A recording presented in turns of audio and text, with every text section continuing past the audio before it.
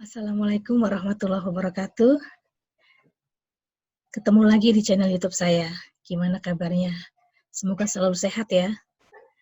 Jangan lupa, pandemi COVID-19 belum benar-benar berlalu. Kalau ada orang-orang yang sudah mulai abai dengan adanya COVID-19, bahkan membuat mungkin postingan-postingan yang seolah-olah COVID-19 adalah hal yang remeh, jangan diikutin. Tetap jaga kesehatan, pakai masker jika ada di ruang publik, sering cuci tangan, jauhi kerumunan, jangan kumpul-kumpul dulu, makan yang sehat untuk menjaga sistem imun. Kita mendengar bahwa banyak tenaga kesehatan yang berpulang dan gugur ketika merawat pasien-pasien COVID-19. Kita sangat prihatin dan turut berduka cita dan berdoa semoga beliau-beliau mendapatkan tempat di sisi Allah. Nah, salah satu tenaga kesehatan yang juga tidak kalah sibuknya menghadapi COVID-19 adalah apoteker.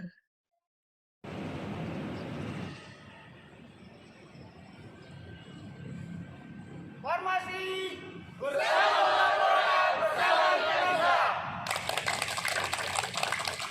Nah, kali ini saya mau bincang-bincang dengan seorang apoteker yang memang passion-nya adalah pada kondisi-kondisi kebencanaan seperti ini, yaitu apoteker tanggap bencana, yaitu adalah sejawat saya, Apoteker Anwar.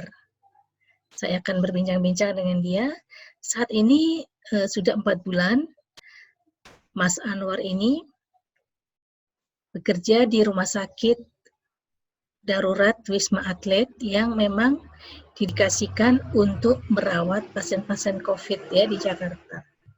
Oh ya, saat ini saya juga sedang terlibat dalam satu tim bersama dengan LIPI dan industri farmasi untuk melakukan uji klinik suatu herbal imunomodulator di Rumah Sakit Wisma Atlet di Jakarta.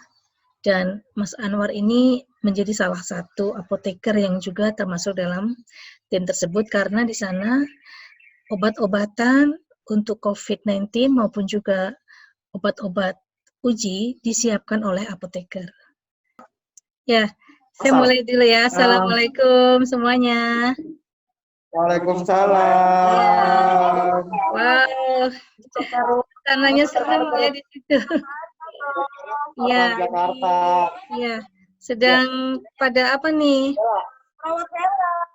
Ya. Ella dari mana tuh? Ella dari Bekasi, Prof. Ella Bekasi. Oke, iya. Ini siapa? Ini yang perkenalkan diri. Ella dari Bekasi. Oh ya, ini nurse ya. Ella dan Ella. Iya. Nars. Ini Oke. juga. Sedang apa tuh sekarang kegiatannya? Kita tadi selesai antar pasien pulang, Ibu Prof.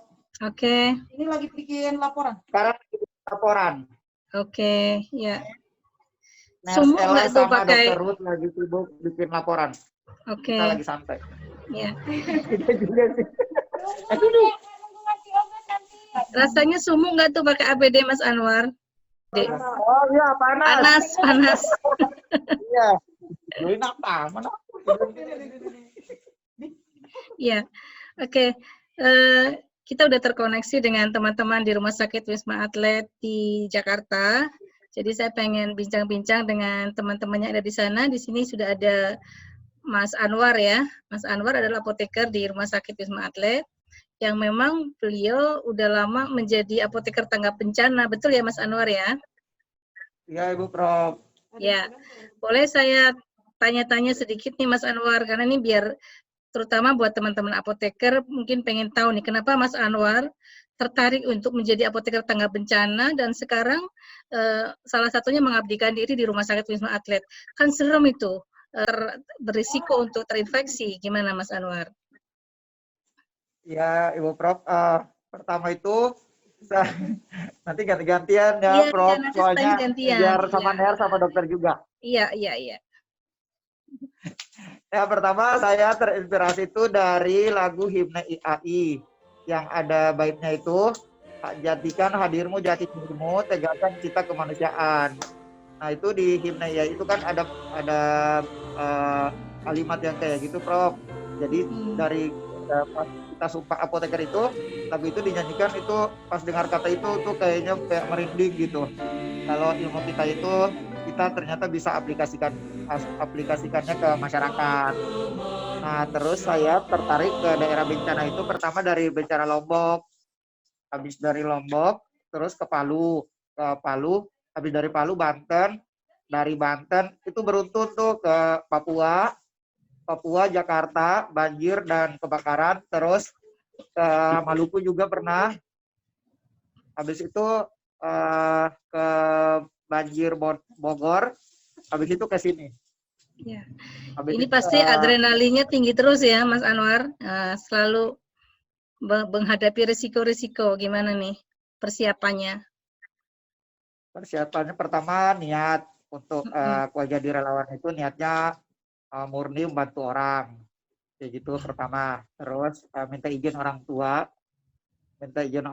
udah setuju, langsung jalan, langsung mendaftarkan diri. Nyalinya harus gede ya, Mas Anwar. Iya, Ibu Prof. Ya, saya sangat appreciate sekali teman-teman yang ada di Rumah Sakti Wisma Atlet ini siap-siap nih, artinya dalam keadaan berisiko ya terhadap infeksi. Nah, ini selama ini untuk pencegahannya gimana? Selain dengan tentunya APD lengkap ya, terus apalagi nih persiapan lainnya? Kita jaga imun kita dengan konsumsi vitamin. Kebetulan kita juga dikasih vitamin. Dapat vitamin, makan makanan yang bergizi, terus jaga tidur juga, pola tidur. Sehari berapa lama kerjanya? 8 jam, minimal 8 jam. Kalau misalnya ada kayak laporan, kerjain kayak di farmasi kan ada stock of them, kayak gitu-gitu, isi stok, kartu stok, itu kurang lebih 9 jam. Iya, iya. Apotekernya berapa Mas Anwar di situ? Kalau sekarang saat ini apoteker 20 orang, Ibu Prof. Itu setiap hari orang. berapa orang sehari? Ya, setiap shift itu ada ya? minimal 1, kadang 2 apoteker. 1 sampai 2 apoteker satu shift. Banyak apoteker juga ada yang di bagian sekretariat, ada yang urus APD untuk dokter sama perawat mau masuk itu di situ ada apoteker sama TTK yang bantuin pengurusan APD-nya, yang memberikan APD ke perawat sama dokter sama tim farmasi yang mau masuk. Dan ada juga yang di bagian pelayanan di zona merah di tower 7 kayak gitu. Mas Anwar sendiri di mana tugasnya? Kalau saya di pelayanan, Ibu Prof. Nah, jadi ada teman-temannya di gudang obat sama gudang alkes. Nah, kalau saya ditugaskan di bagian pelayanan. Dan saat ini saya gabung juga sama teman-teman perawat sama dokter di tim penelitian LIPI. Iya, iya, iya. Ya, memang tergabung ya dengan penelitian LIPI yang kebetulan saya juga ada dalam tim, cuman mungkin sebagai offsite investigator ya, karena memang nggak bisa bergabung langsung di situ. Nah, kalau pekerjaan Mas Anwar sendiri di dalam tim apa Mas, dalam tim penelitian LIPI? Kita di bagian obat aja, bagian kalau kita siapin obat, kita antar ke teman-teman perawat sama dokter. Nah, nanti kadang kita ikut visit juga. Kalau misalnya, yang memberikan obatnya dari perawat ya? Ya, kadang kita ikut, kalau misalnya ada kesempatan kita ikut visit bersama sama teman-teman perawat, sama teman-teman dokternya juga. Terus kayak ini antar pasien pulang. Kita antar pasien pulangnya kemana? Pulang sampai ke lobby. Sangat ini ya, sangat heroik dan berkesan sekali. Bagaimana kalau pas pasien sembuh gitu, gimana nih rasanya gitu? Senang, excited. Kayak tadi kita foto-foto sama teman-teman. Exciting sekali ya, betul. Iya. Excited sekali emang kalau pasiennya itu sembuh. Kayak rasanya tuh, senang banget bisa bantu orang sampai sembuh. Lagi teman-teman perawat di sini yang tiap hari sama pasien itu. Iya, betul. Sudah seperti keluarga. Iya, saya Makanya juga tadi sangat ada haru-harunya appreciate juga. semuanya nih. Wah, kerja keras semuanya demi kemanusiaan. Ya, Iya. makasih ya teman-teman perawat, dokter, semuanya yang udah, apalagi sekarang penelitian udah hampir, pasiennya udah ke 90 ya kemarin ya. Hampir Ah, selesai. udah seneng banget, alhamdulillah. Rasanya kayak bentar lagi merdeka ya. Iya. Cuman tinggal tunggu hasilnya nih, karena setelah ini kan harus dianalisis ya. Ini yang nanti kita deg-degan juga nih hasilnya gimana, karena kan juga pasti bukti klinisnya akan menentukan apakah obat ini efektif atau tidak. Sekarang kita teman-teman ya, gini loh, saya tuh lagi kita barusan ada yang viral ya tentang banyak lah obat-obat yang diklaim memiliki efek antivirus dan sebagainya. Padahal teman-teman di situ merasakan sendiri seperti apa beratnya suatu uji klinik ya. Betapa ribetnya suatu dokumentasi uji klinik ya, bagaimana teman-teman harus mencatat dan semuanya begitu memantau. Tapi orang di luar gampang aja bilang, ini sudah teruji klinik, udah seperti apa sih uji klinik mereka yang katanya udah bisa berefek untuk 100 orang atau 1000 orang katanya sembuh ya. Itu saya kira itu hal yang saya ingin sekali menunjukkan bahwa uji klinik itu tidak simple gitu loh ya. Harus ada dokumennya, bagaimana pencatatannya, apalagi di kondisi COVID seperti ini nggak mudah untuk melakukan uji klinik. Sementara di luaran kayaknya gampang banget mengklaim ini udah antivirus lah, anti ya. Jadi saya ingin menunjukkan pada masyarakat ya bahwa jangan mudah untuk segera mengklaim suatu efek sebelum terbukti begitu. Bahkan ini pun yang udah dilakukan dengan serius banget pun kita juga belum tahu nih efeknya seperti apa. Ya harus kita analisis dan nanti kita buktikan begitu ya. Iya, Ibu. Oh iya, aduh ya ampun, maaf Profesor. Ini enggak apa-apa pakai kacamata. Nggak apa-apa, selamat siang di situ ya, capek ya. Ya, Bro. Ini shift yang pagi ya, shift pagi ya. Iya, shift pagi, Prof. Sampai nanti jam 4 sore. Sampai jam 4 sore, iya. Ya. Kegiatannya juga harus, apalagi kalau perawat langsung berinteraksi dengan pasien ya. Iya, benar sekali, Prof. Ya, apa saja yang dilakukan pada saat perawatan? Pada saat dinas seperti biasanya, kalau dari kita otomatis handover dulu ya, Prof ya. Handover dalam segala berkasnya, terus kegiatan rencana-rencana keperawatannya gitu, termasuk pemulangan pasien dan pemberian obat-obat dan lain-lain sih. Gitu. Nanti dilanjutkan dengan dokumentasi asuhan keperawatannya. Tidak semua terjun sih dalam asuhan, jadi kita untuk lebih mempercepat waktu. Dari kita satu tim itu ada 5 orang, kita bagi, ada yang pegang obat, ada yang mengover pemberkasan, asuhan, dan lain-lain gitu, Prof. Terus nanti siangnya dari apotekernya datang membawa obat ujinya, kita serah terima. Terus dari kita perawat kita bagi, ada yang lini kanan dan lantai, karena kita 2 lantai ya, Prof ya. Jadi ada yang di atas dan ada yang di bawah. Kita keliling ngasih obat ujinya, kita foto, dokumentasikan, kita pastikan diminum sesuai protokol dengan mencuci tangan. Setelah minum juga cuci tangan, tanda tangan dan dokumentasi. Ya, seperti itu keseharian kita, Prof. Iya. Ya, memang sangat rigid sekali aturan-aturannya, ada SOP-nya ya. Selain di luar penelitian, itu ada pernah punya pengalaman yang mengesankan nggak terkait perawatan pasien COVID selama di rumah sakit? Cerita unik sih, mungkin kembali lagi yang ditanyakan, yang heboh itu pasti dari pasiennya hasil swab ya, Prof. Gitu ya, pasti nanyain. Iya, pasti itu. Karena kita juga tidak tahu ya, kalau hasilnya itu kan dari lab-nya, dari sananya. Kalau keluar pasti kita berikan. Tapi kalau belum keluar, kita pasti kejar terus sama pasien ya. Kita nggak mau jawab juga nggak enak, kita nggak ngasih tahu dikiranya, tapi kok mereka ngiranya lama, ini hasil kok ditunda-tunda gitu. Jadi sering sih perselisihan antara perawat dan pasien, dokter dengan pasien. seperti itu. Iya, tapi secara umum pasiennya gimana? Secara umum mereka juga panik atau gimana gitu, atau ada yang santai gitu pasien-pasien COVID-nya yang di rumah sakit? Kayaknya kalau di rumah sakit Wisma Atlet kondisinya kan ringan sedang gitu ya, nggak yang Iya. sampai memerlukan, nggak sampai yang perawatan Iya. berat. Sehingga mereka Iya, kalau iya. di sana juga ini ya, apa bisa jalan-jalan atau paling nggak seperti apa kalau di pasien di rumah sakit? Mereka di Iya. ruangan sendiri-sendiri. Sendiri-sendiri, seperti kamar sih, Prof. Seperti Satu orang satu kamar modern. ya? Iya, kalau di kita kebetulan sedang dilakukan penelitian, jadi satu orang satu kamar. Tapi untuk lantai yang atas satu kamar 2 orang. 2 orang yang bukan penelitian ya? Iya. Terus mereka sehari-hari ngapain itu pasien-pasiennya? Bosen juga kali ya? Biasanya, iya. Kadang kalau jenuh pada olahraga, Gitu. olahraga. Iya. Ya, terus ada di di rooftop berjemur, atau enggak di running track gitu, olahraga, senam pun ada. Prof, kita kadang senam bareng perawat sama pasiennya. Gitu ya. Itu APD setiap hari ganti ya, Mas?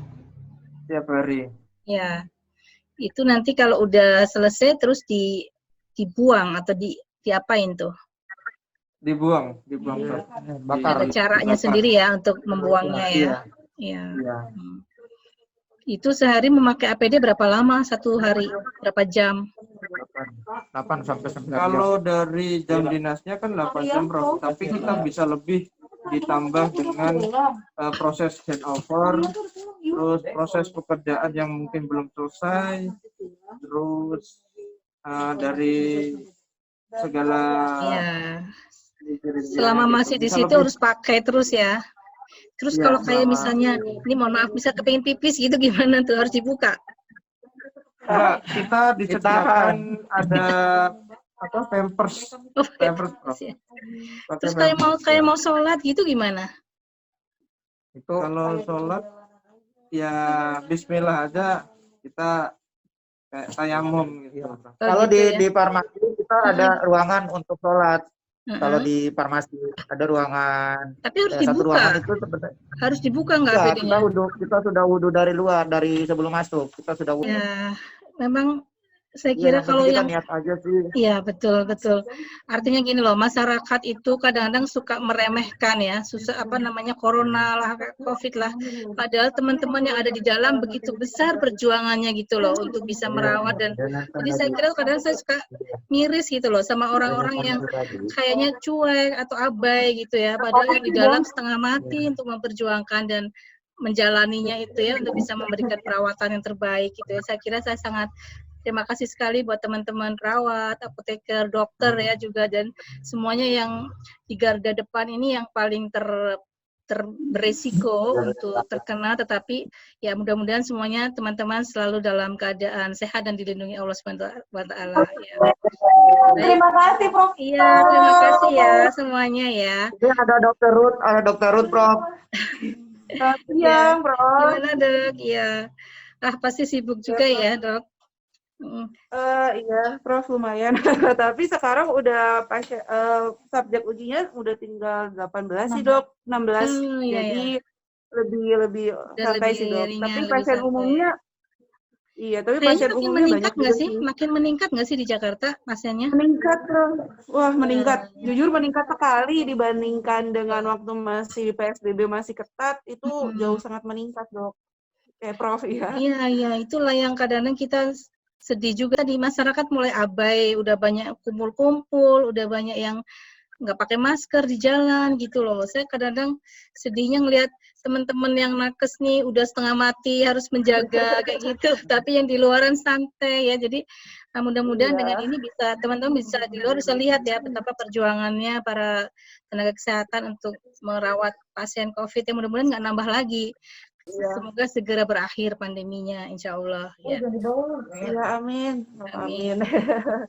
Oke, terima kasih ya semuanya. Iya, sama-sama, Prof. Oke, saya kira mungkin cukup deh, insya Allah bisa memberikan gambaran.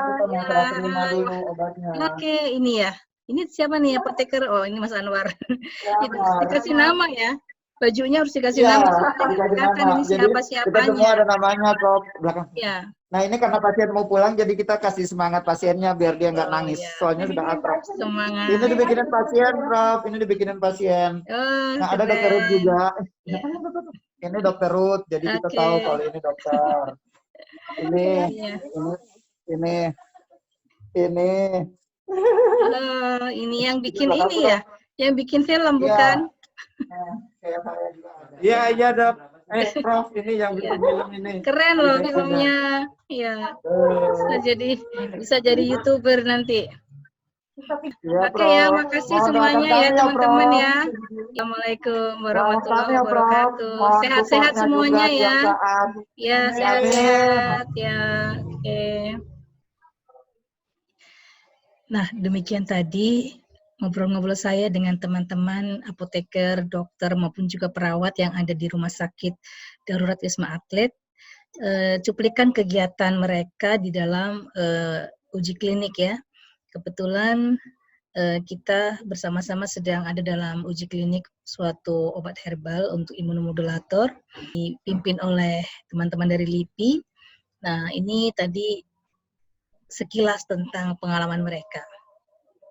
Sekali lagi, saya hanya ingin menunjukkan bahwa tidak mudah juga untuk melakukan uji klinik, apalagi dalam suasana pandemi COVID, di mana harus menggunakan APD lengkap, ya, dan juga sekali lagi pencatatan uji klinik itu juga sangat rigid, ya. Selain itu juga aturan di dalam uji klinik itu sangat rigid atau sangat ketat juga, terutama dalam hal dokumentasi, harus lengkap, semuanya tercatat. Jadi kalau kemarin-kemarin ada viral profesor dalam tanda petik yang mengaku menciptakan antibodi COVID kita dari herbal, itu juga sedikit agak menggemaskan dan mengatakan sudah digunakan ribuan orang dan sembuh. Ribuan orang itu seperti apa? Spesifikasi atau kriteria subjek yang seperti apa? Itu saya kira tidak bisa demikian saja. Dan kalau dikatakan, ya tapi tidak terdokumentasi atau tidak terekam, itu namanya bukan uji klinik kalau nggak ada rekamannya atau tidak bisa ditelusuri, ya. Jadi itu teman-teman sekedar sharing aja. Mudah-mudahan ada manfaatnya. Stay safe. Jangan lupa subscribe, like, and share channel YouTube saya, karena pastinya akan ada informasi-informasi yang bermanfaat insya Allah pada vlog-vlog saya berikutnya. Assalamualaikum warahmatullahi wabarakatuh.